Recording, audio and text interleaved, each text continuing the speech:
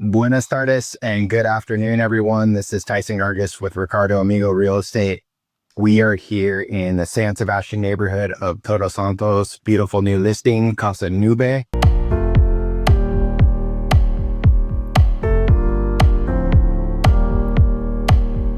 We're going to be talking about market statistics. We're going to get mid-year update now that we've got the first and second quarters completed. We're going to be talking about the differences between last year and this year as far as homes, condos, and land, total sales volume, and what all those numbers mean.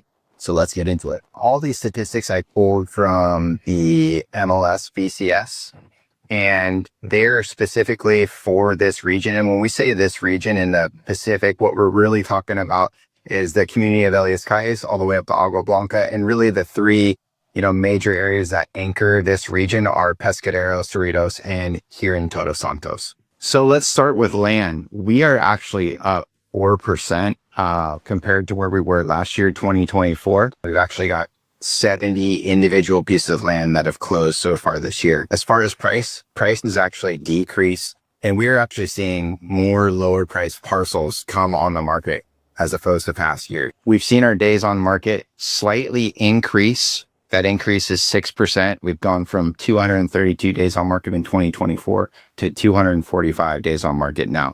So price has decreased a little bit and days on market has increased just slightly. If we talk about overall sales volume, we talked about initially that the number of individual pieces of land that is sold is actually up. It's just the prices are down. We've actually seen that sales volume fall a little bit when it comes to land. We're down 13% as opposed to this time last year.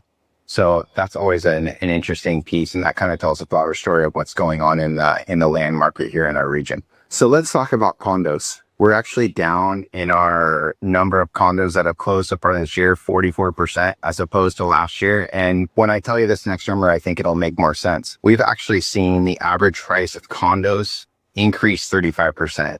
So I think what we're seeing is as those condo prices have increased and sort of caught up to where we are with kind of standalone homes, I think buyers that were maybe looking at condos or were maybe on the fence have chosen to go with the standalone homes as those condo prices have increased.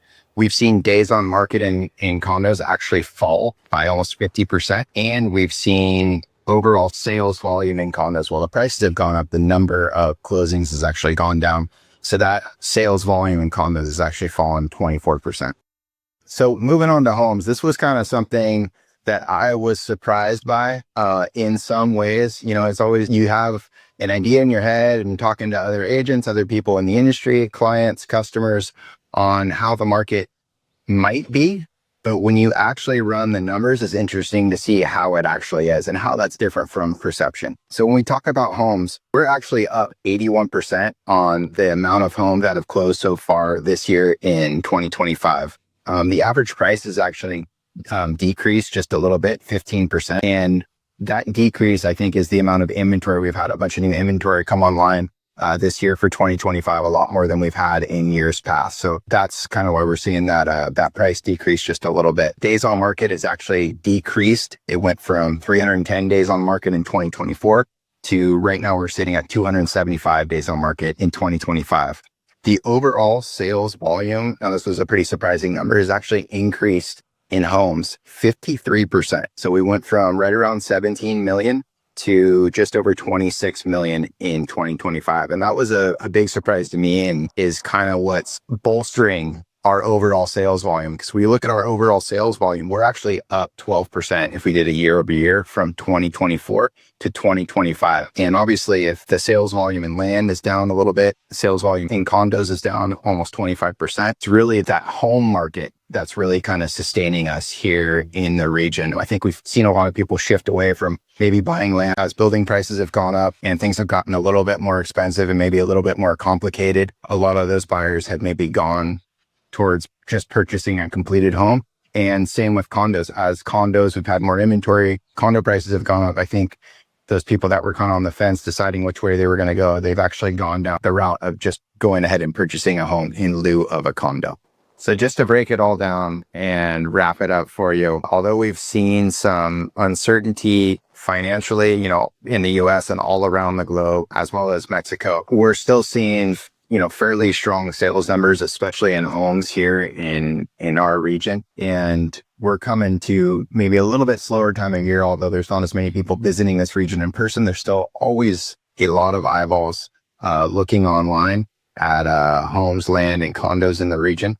So we expect that to continue. And as we kind of get through the summer and into the end of the year, we kind of are really looking forward to a strong finish for 2025. So if you have any questions on these statistics that I've provided, this is all pulled from our MLS BCS system here in the state of Baja California Sur. Please don't hesitate to reach out. And if you're looking to buy or sell in the region, I'm always available to answer any questions anyone might have.